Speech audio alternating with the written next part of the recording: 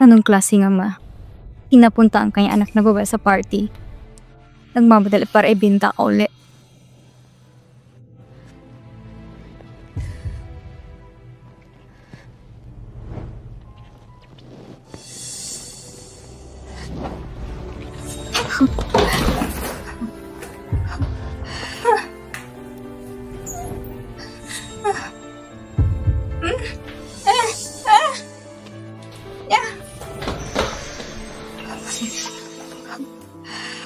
Ikaw pala.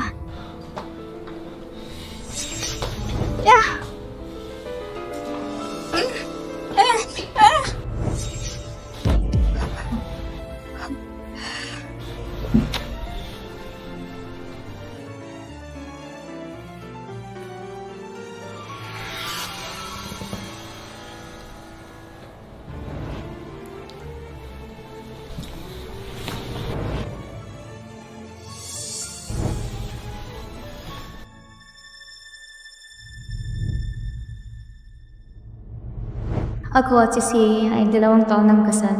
Nakakatawa kahit hindi niya alam kung sino ako. Isang sorpresa. Ang unang pagkikita na ay nasa kama. Magkano ang gusto mo? Sabihin mo sa akin ang presyo. Hindi ko kailangan ng pera. Hindi mo kailangan ng pera? Ginawa mo ba ito dahil gusto mong lumaya sa akin? Hindi ko hahayaang magkulang ka sa kung ano ang sayo. Hindi ka dapat naging ganito. Dapat sumuko ka na.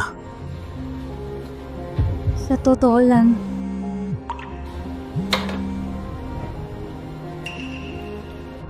Bossy, naipadala lang kay Miss Deep ang divorce contract. Sabihin sa kanya na pumirma agad. Ang pamilya niya ay binenta niya minsan. Ang pagtanggi sa diborsyo, ilang beses niya bang gustong magbenta? kung gusto ni Sia na makipaghiwalay, kaya ako ang asawa niya. Malamang hindi na kailangan sabihin. Sa card na ito ay merong 1 milyon. Sapat na para mabayaran ka ng isang gabi. Huwag ka na magpakita sa harapan ko simula ngayon.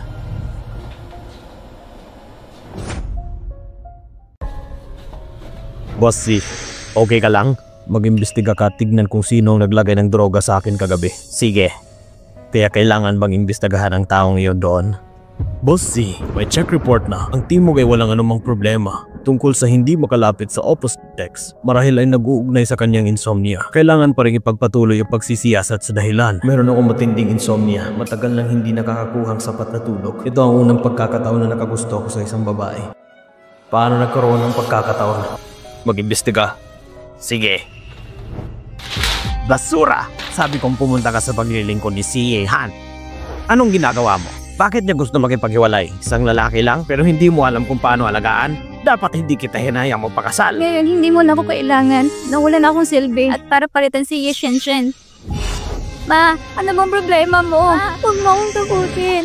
Ma.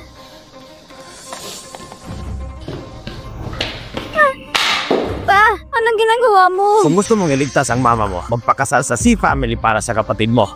Pa, nabalitaan ko na may kakaibang sakit si Sia Han. Hindi gwapo, hindi rin magandang personality. Ngunit ang pamilyang Si ang pinakamayamang pamilya sa Windshine. Dapat mong pahalagaan ang pagkakataong ito. Kung maganda ang sinasabi mo, bakit hindi mo siya pakasalan? Tumahimik ka!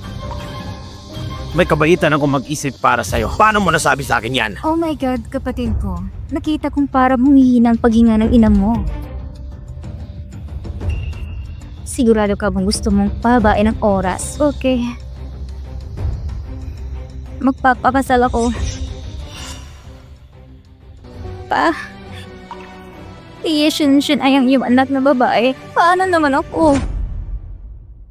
Pa, si Ye Shenshen ang iyong anak na babae. Paano na naman ako? Maglakas loob ka bang makipagtalo? Hindi ko alam kung anong paraan ang ginagamit mo. Tiyak na hindi makikipaghiwalay. Kung hindi mo kaya, puputulin ko ang gasto sa paggamot ng mama mo. Hindi na ako naalala ni Sia Han. Anong dapat kong gawin? Oh my God, kapatid ko. Ayos ka lang ba?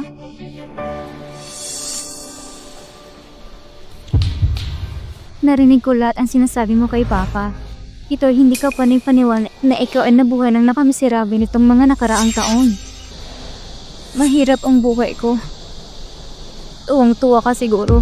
Paano ko naman magagawa yun? Pinapalitan mo ako para magpakasal. Hindi ka gusto ni Mr. C. Sobrang nalangkot din ako. O pinirmahan mo itong divorce contract?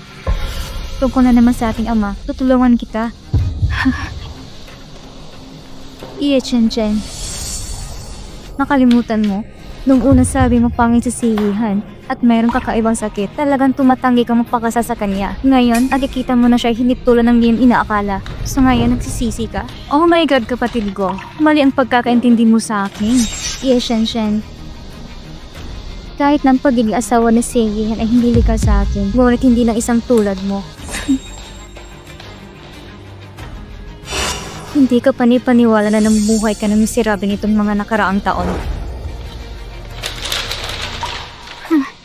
Iyer ay masyadong mabuti para sa isang hamak taong tulad mo. Ngunit huwag masyadong magalak. Paano pinangangasiwaan ang diborsyo? Nakuha ang kontrata ni Monsieur. At ngayon, hinimo ko siyang pumirma. Anong pangalan niya? Ang pangalan ng asawa mo ay Ye Chen. Ye Chen, tama ba? Sabihin sa kanya na pumirma agad. Kung ayaw niyong pumirma, siya at ang kanyang pamilya ay hindi na makakatira sa Wenqing. Okay, boss. Uy! Maayos na ba ang pakiramdam mo ngayon? Ang regalong inahanda ko para sa'yo kahapon. Ikaw bang naghanda sa babaeng nakasama ko kagabi? Oo, ako yun. Kakauwi mo lang. Gusto kong tulungan kang magpahinga ng konti. Huwag kang mag-alala. Napakalinis ng taong nahanap ko para sa'yo. Masyadong madaldal. Hindi ba nahihirapan ka sa pagtulog nitong mga nakaraang araw? May kilala akong babaeng napakahusay na therapist. Gusto mo bang makilala? Hindi. Kinakausap kita ng maayos. Maaari bang ipakilala mo ako sa isang disenteng tao? Josie, palabasin siya. Yes, boss. Gusto mo bang subukan? Oy, para hindi pakita ang ulo ko.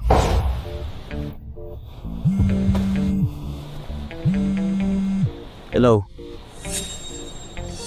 Ano? Wala ka bang nakitang dumating kagabi? Sino nakasama mo natulog kagabi?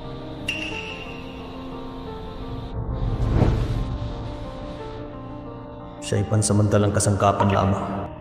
Shouchi, hindi na kailangan imbestigahan ng babae kagabi. Nangako ang iyong panig na ipakilala ako sa iyong malaking unit ng negosyo. Sabi mo mayroon kang isang kliyente na nangangailangan ng paggagamot para sa insomnia. Ihatid ko sa iyong order na ito. Sige po, Boss Lee. Nandoon din ang address ng bisitang iyon at ang door code. Naipadala ko na ito sa iyong telepono. Pumunta ka doon at maghanda ka ng maaga. Oo. Hindi ba ito ang party niya? Ipinakilala ng malaking panauwi na si Mr. Wang. Baka si Tuwai Han. Wala akong pakialam kung anong paraan ang ginagamit mo. Bawal magdiborsyo! Okay lang.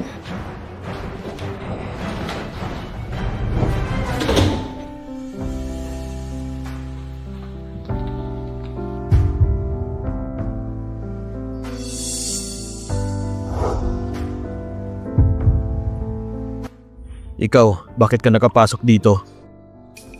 Si Han, ako talaga. Ganito pa rin ba ang suot mo at pumasok ka sa bahay ko? Ano? Dahil ba hindi kita nasayahan kagabi? Mukhang hindi niya ako naalala. Hindi na niya maalala ang kasunduan namin. Mukhang hindi niya ako naalala. Hindi na niya maalala ang kasunduan namin. Ginagulat mo ako. Namsheng, hayaan ako magpakita sa iyo ng magic trick. Magic? Hey? Hey? Ha? Parang bata.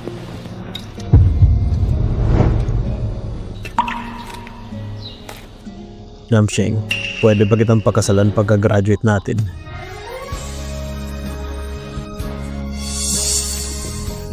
Si Han, sobrang cheesy mo. Kaya pumayag ka bang pakasalan ako? Isot na lang ako, dali.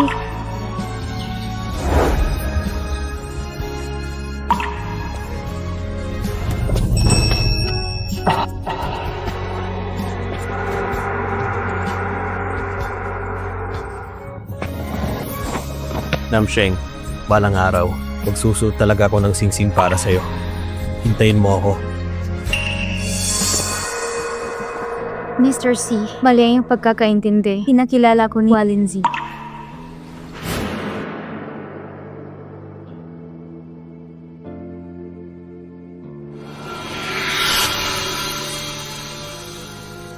Umaasa lamang sa di matanda ang pamamaraan mo.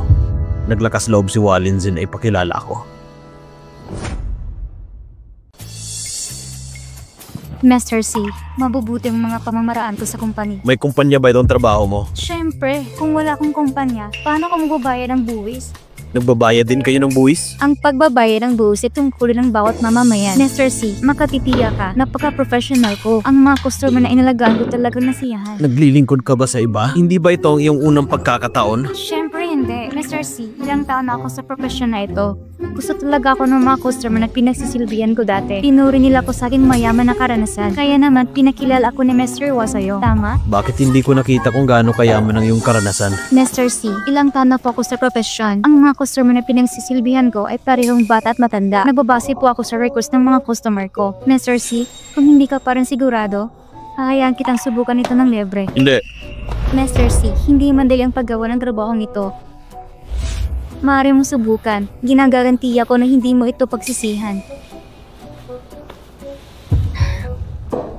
Dati ang iyong kaibigan na si Mr. Wa, regular customer ko din. Maaari mong tanungin siya. Napagsilbihan mo na ba si Walinze? Malino na alam mo siya at ako'y magkaibigan. Hindi ka ba nasusuka? Bakit ka naduduwal? Oh my God, minsan ako nagsilbi sa magama. Labis din sila nasiyahan sa akin. Ganito. Sa pagkakataong ito, ay hahayaan kitang subukan ng libre. Manahimik ka! Lumabas ka dali. Hindi ko kailangan ng serbisyo mo. Mr. C. Lumabas ka! Pero kailangan ko lang...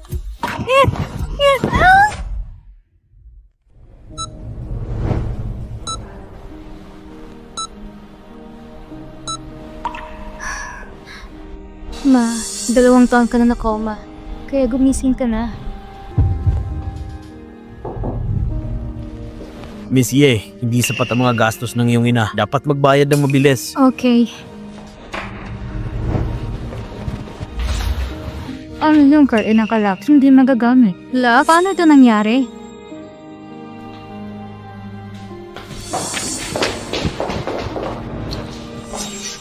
Kaya, bumalik ng kapatid ko. Nabusan ka na ba ng pera kaya umuwi ka para humingi ng pera? May asawa ka na rin. Bakit ka pa umuwi at naghingi ng pera? Hindi ka ba binibigyan ni Seiya ng pera? Inihiling mo kay Papa na i-block ang card ko? Kapatid ko, paano mo nasabi sa akin yan? Sisihin ka dahil hindi mo kayang panatilin si Tu Waihan. Naipadala na rin sa bayan ang divorce contract. Galit na galit si Papa at nilak ang card mo. Apa, tungkol po ito sa pera ng gamot ng mama ko. Humihingi ka ng pera para sa panggamot? Binigyan kita ng 1 linggo. Kailangan isukulisiyahan ang diborsyo. Kailangan pa rin mamumuhunan ng iyong pamilyang gift. Kung hindi, magiging sa iyo ang pera ng gamot ng mama mo. Pa!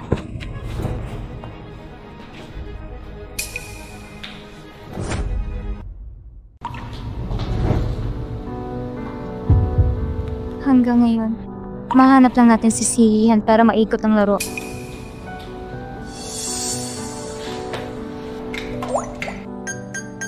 Input error. Try again. Mali. May tao po ba dyan? May tao ba sa bahay? Miss Tita, nasa bahay ba si Sihan? Pasensya na po, ma'am. Sabi ng master, bawal pumasok, lalong-lalo na sa'yo. Nahanap ko si Sihan. Nagsalita ng 2 salita at umalis ka agad. Papasukin mo ako? Hindi. Sinabi sa akin ni master na makinig. Ito yung bagahe. Sinabi ni master na kunin mo ito. Itawang!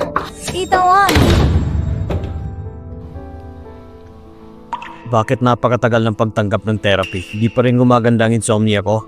Mr. C. Ang sanhi ng iyong insomnia ay napakasalimuot. Sa kasalukuyan, hindi mapaliwanag ng panig medikal na hindi pangkaraniwang bagay na ito. Dapat mong i-relax ang iyong isip at maging komportable. Huwag masyadong i-pressure ang sarili mo. Paano mag-relax? Halimbawa, pakikinig sa musika o patak ng kaunting essential oil at iba pa. Nasa iyo lang, Mr. C. Hindi ka ba nagkakaroon ng insomnia na gabing umuwi ka? Maaari mong isaalang-alang iyong nakaraang sitwasyon sa pagtulog.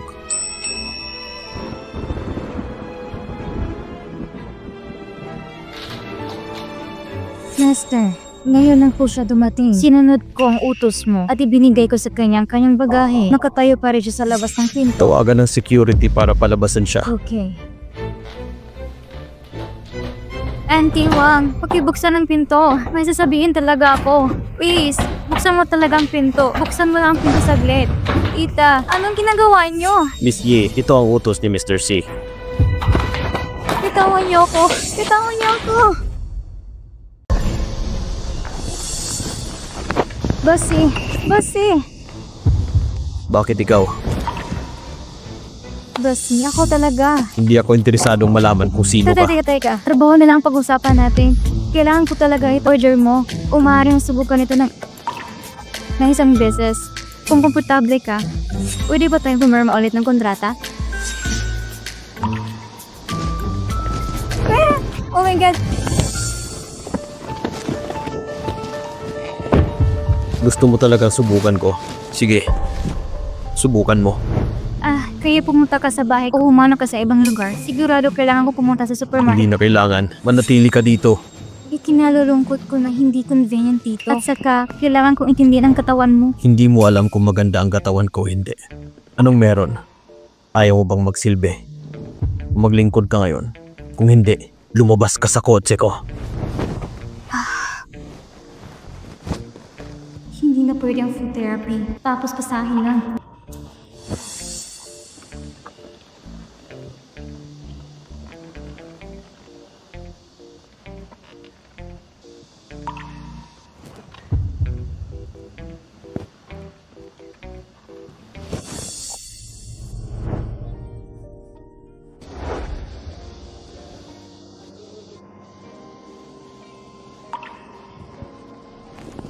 Hindi. Lumabas ka sa sasakyan. Mr. Z. Umalis ka. Mr. Z. Hindi ako. Hindi. Mr. Z.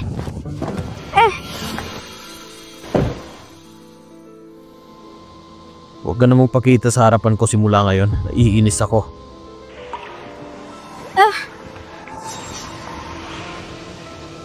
Yan. Galit ka pa talaga sa akin. Pasensya, Mr. Lee. Wala ng order ni Bossy. Hindi pinahahalagahan ni Boss C ang isang maliit na kumpanyang tulad natin. Normal din yan. Huwag mong subukan makipagkompetensya sa iyong amo. Kung yaring tignan ang order na ito.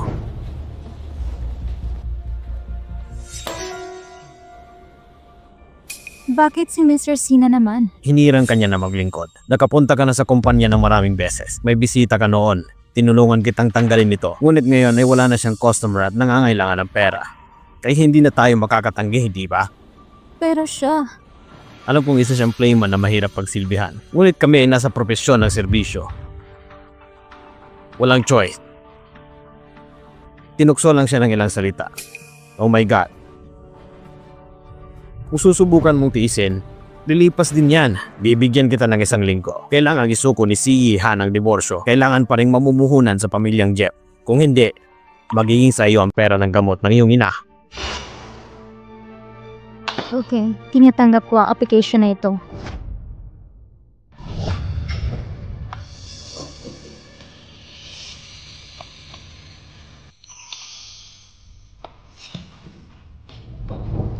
Yes, yeah.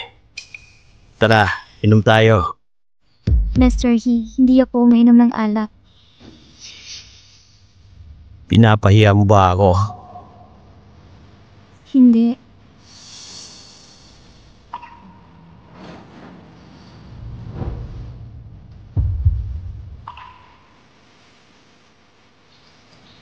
Maya-maya, kunin mo itong gamot sa akin at ilagay sa baso ng alak na in-order ko.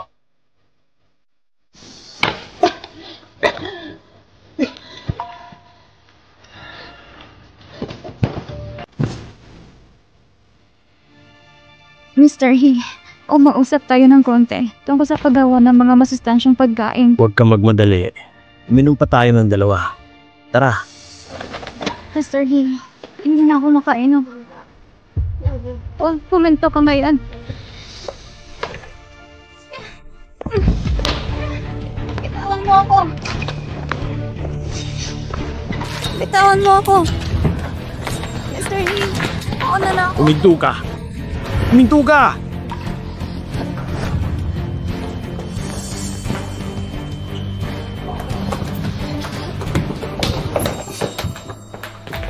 Honey, 3 buwan na ako naghihintay sa pagkakataong ito. Sa wakas, nakakapaghintay. Paano mo ako pakakawalan?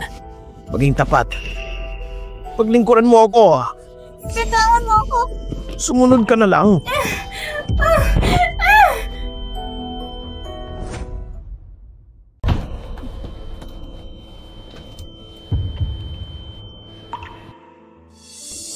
Bitawan mo ako.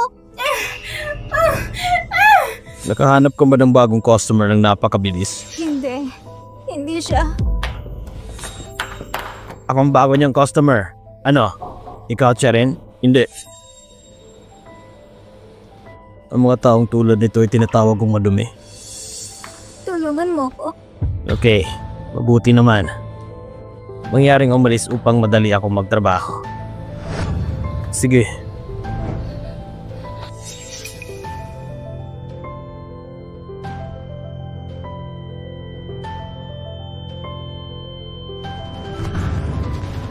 Huwag mong isipin na hindi ko alam. Ikaw ay isang nutritionista. Nagpanggap rin ako na puro.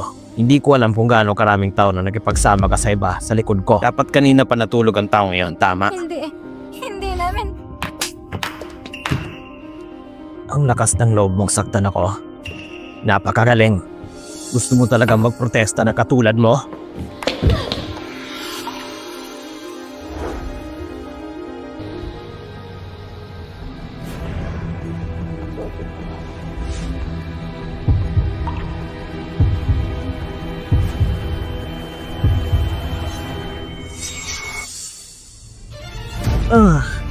Halika na baby.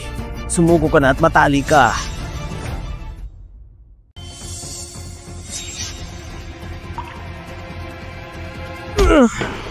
Naglakas loob kang suntukin ako. Kilala mo ba kung sino ako? Sino ka? Pinuno ng Heisei Group. Hindi mo ba alam? Hindi mo gusto magkaroon ng lugar sa Weixing. Soshi, itapon mo siya sa labas. Oo! Hintayin mo ako! Tulungan mo ako. Ganyan ka ba kadesperado sa lalaki? Iingan. Tulungan mo ako. Alam mo ba ang ginagawa mo? Seihan, hindi ako komportable.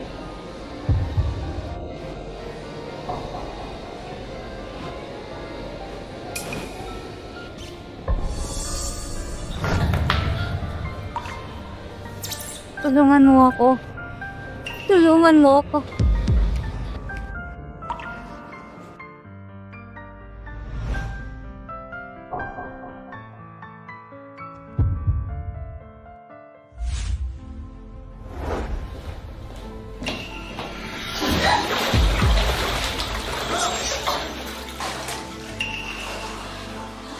Gising ka na ba?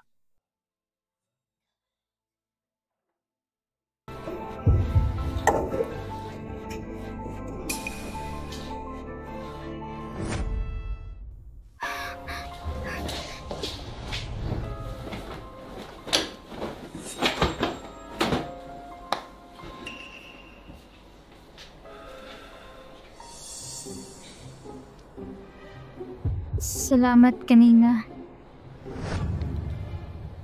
Yung lalaking yun, unang kita ko pa lang sa kanya. Alam kong hindi siya mabuting tao. Naglakas loob ka bang lumabas kasama siya. Kahit ang pangunahing pagbabantay ay wala ka. Karapat dapat ka talagang madroga.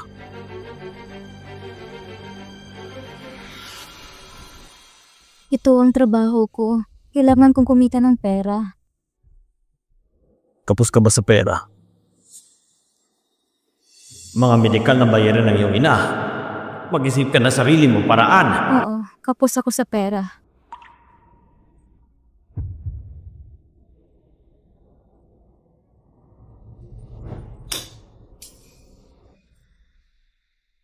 Bibigyan kita ng pera. Umalis ka na sa trabaho mo ngayon.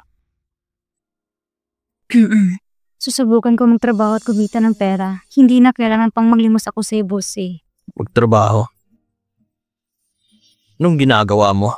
Ha? Hinahamak niya ang trabaho mo. Oo, kumpara kay bossy. Kung gayon ang aking trabaho ay hindi sapat na napakatalino. Ngunit ito ay bawat sentimo ng aking kinikita. Ito lang sinusubukan kong makuha. Sige, Mukhang nag-aalala ako sa maraming pera. Kahit anong sabihin mo ngayon. Lumabas ka.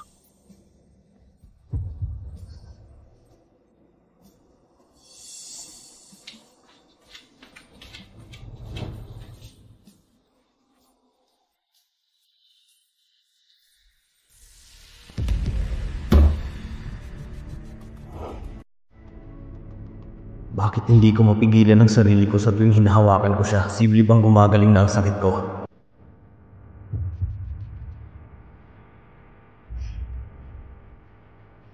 Lumabas ka. Inaanyayahan kita.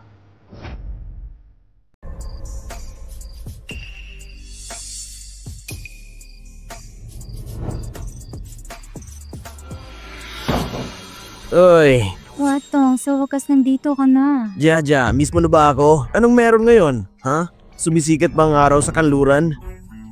Tumigil ka sa pagsasalita. Sige, hindi na ako magsasalita ng kalokohan. Umupo ka dito.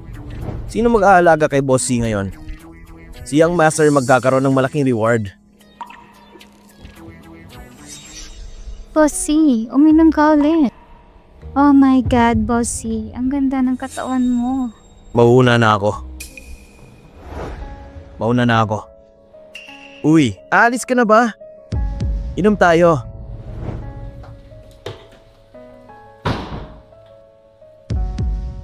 Pakisabi kay Dr. Shen Yang na hanapin ako. Okay, Bossy.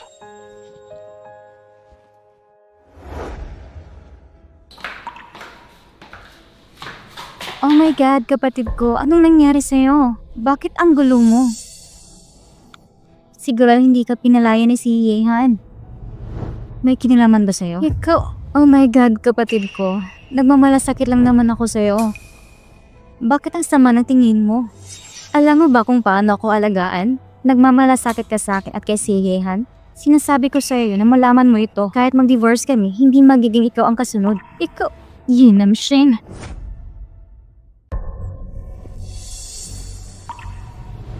Pa.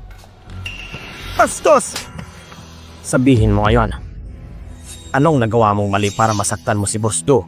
Bakit kanya pinalaya sa pamilya to? Pa, hindi ko ginawa. Naglakas loob ka pa rin tumangke? Kahit nga mga gamit mo tinapo na, tatanggihan mo pa rin? Pa, ngayon lang ako nagtanong. Hindi pa rin niya ito tinatanggap. Sa hindi inaasang pagkakataon, pati siya at ang mga gamit niya ay natapon. Sabihin mo, totoo bang gusto siyang hiwalay ni Boss D? Hiwalayan? 2 taon nang nakalipas mula nang ikasal siya sa pamilyang C at hindi nagdulot ng anumang benepisyo sa pamilya. Kaya siya ay naging isang bagay na hindi kailangan ng sinuman. Mahirap. Ay hindi makapagnegosyo sa ganong pagkalugi. Hindi ko alam kung anong paraan na ginagamit mo. Kahit lumuhod ka dilaan ng sapatos ni Boss C, kailangan mo ibigay sa kanyang pag-iisip ng hiwalayan. Papa! Pa! Buksan mo ang pinto! Pa! Kung hindi ka kailangan ng pamilya si, hindi rin ako tumatanggap ng basura. Boss C, walang problema sa kalusugan mo.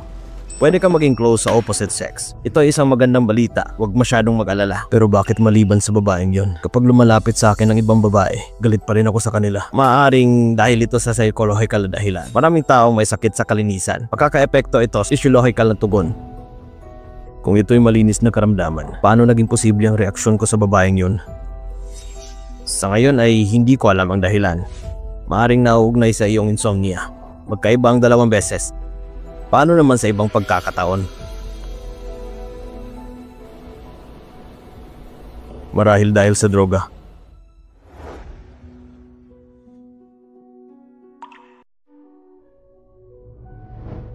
Isang tableta sa isang beses. Pagkatapos uminom, magkakaroon ka ng reaksyon sa loob ng ilang minuto.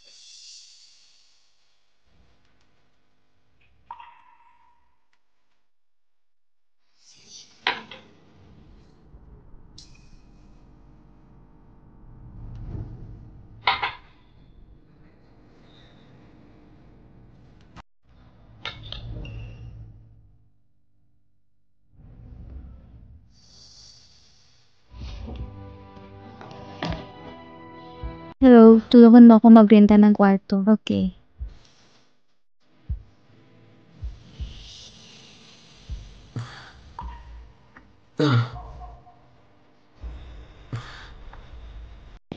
Anong klaseng gamot ito?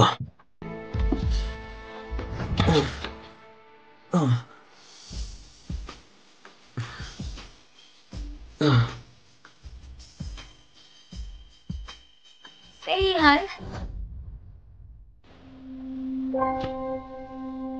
Doktor, kumusta na siya?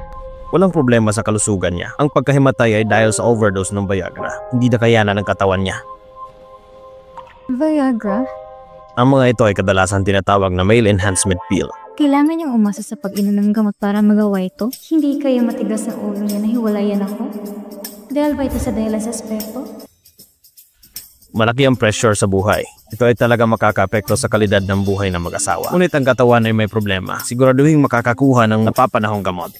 Bilang asawa niya, kailangan mo siyang hikayatin na pumasok. Doktor, mali ang pagkakaintindi mo. Hindi ko siya asawa. Dumaan lang ako at tinulungan siya. Naiintindihan ko. Ang mga kabataan ngayon ay talagang mahiyain. Ang aming ospital ay isang pampublikong ospital. Hindi bubunyag ang impormasyon ng porsyente. Mali ka talaga. Makinig ka sa akin. Tawagan mo lang ako kung may kailangan ka. Wag, doktor. Makinig ka sa akin. Ay.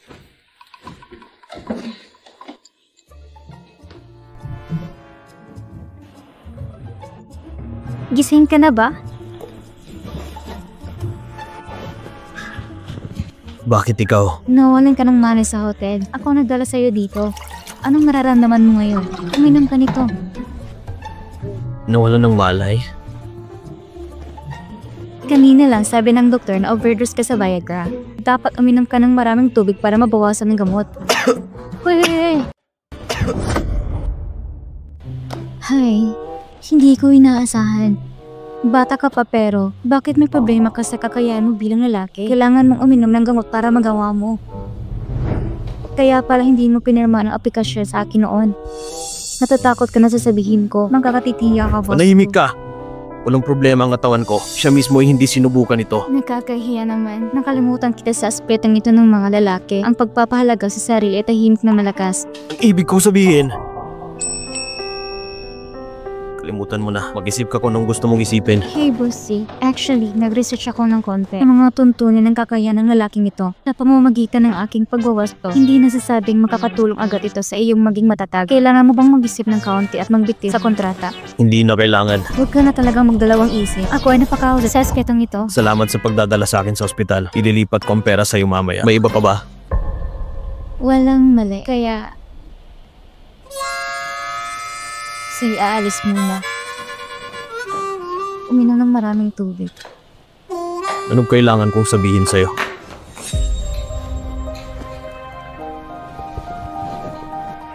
Chelsea, hanapan mo ko ng pribadong doktor. Natalo ka ng 2 malaking order. Yan ang Sheng. Sabihin mo sa akin. Anong dapat kong sabihin sa'yo? Sorry talaga. Kasalanan ko. Anong ginawa mo para masaktan si Mr. He? Dumating pa siya ngayon para manligaw. Sige, matagal ka ng empleyado sa kumpanya. Bibigyan kita ng isa pang pagkakataon. Tignan mo itong order. Salamat, Boss Lee. Talagang hindi kita bibiguin. Kung hindi mo pa rin makuha ang order na ito, pagkatapos ay mag-impake ka at umalis. Okay, alam ko.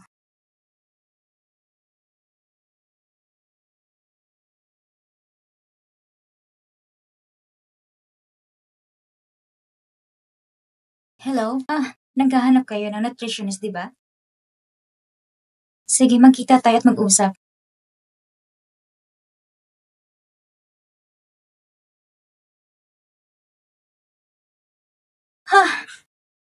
Yan ang Sheng. Matagal na kitang hinihintay. Hey, Mengzu. Bakit ka nandito? Bakit ako nandito? Medyo hindi magandang pagkikita natin kahapon. Siyempre, kailangan kitang hanapin para kausapin. Kinansila ko ang order mo. Wala na tayong dapat pag-usapan.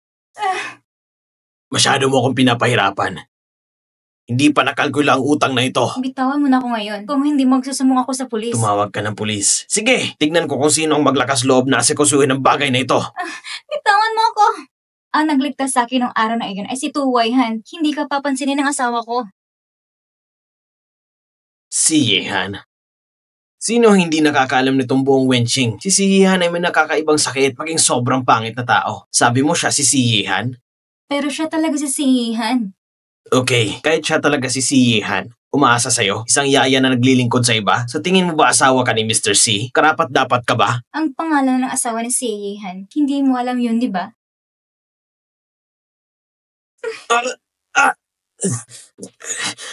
Baliw! Di pa ito tapos! Yan am Shane. Sa pagkakataong ito, siguradong patay ka.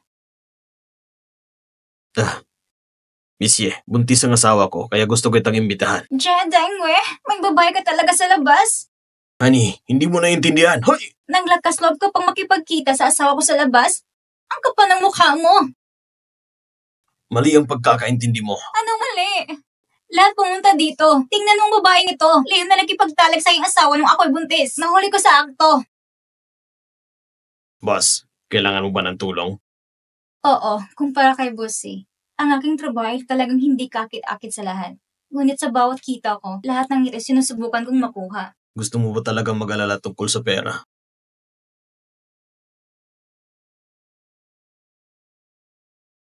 Mahal, si Missy ay isang sikat na nutrisyonista. Naimbitahan ko talaga siya para tulungan ka sa iyong pagbubuntis. Nakita mo? Paano ang mga pagsasayo sa panahon ng pagbubuntis?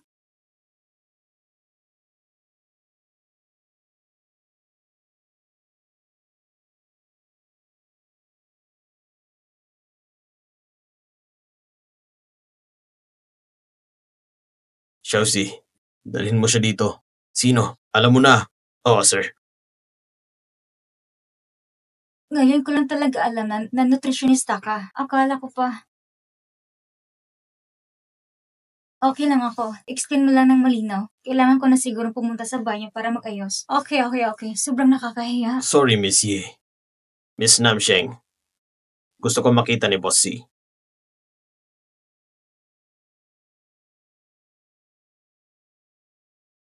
Bossy, anong problema mo?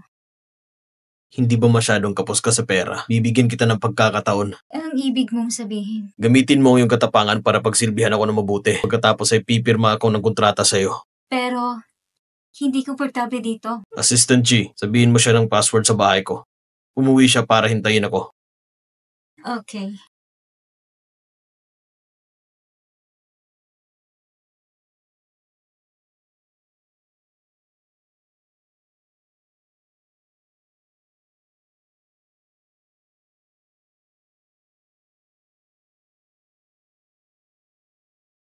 Gusto mo bang mag-cosplay ng katulong sa kusina? Bumalik ka na ba? Hmm. Maghugas ng kamay at maghanda ng makakain.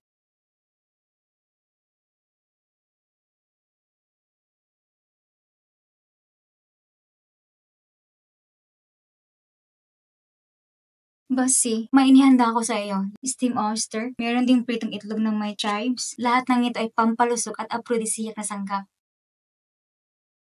Subukan mong kainin ito. Inihanda mong maraming pagkain para sa karamdaman ko. Parang medyo malakas ang taste mo. Mali ang pagkakaintindi mo. Tumutulong ako sa paglutas ng mga problema ng mga customer. Ang iyong propesyon, nangangailangan din ng kaalaman sa pagluto. Ang nutritionist na tulad namin ay meron namang luto ng kakaiba.